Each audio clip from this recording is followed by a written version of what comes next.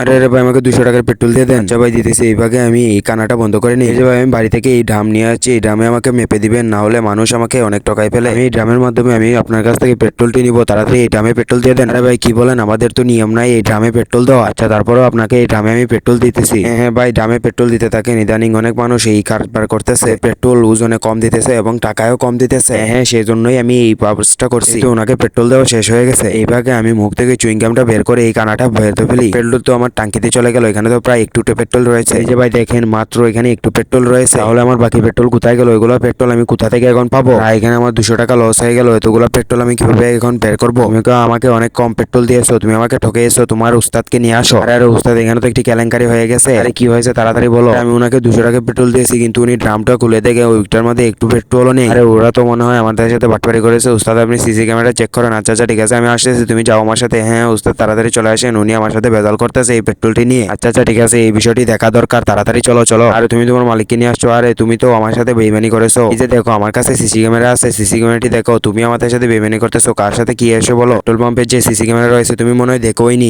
এই যে দেখো দেখো, তুমি এই যে আমাদের সাথে বাটপারি করেছো। বন্ধুরা, সবাই লাইক এবং সাবস্ক্রাইব করে দিও।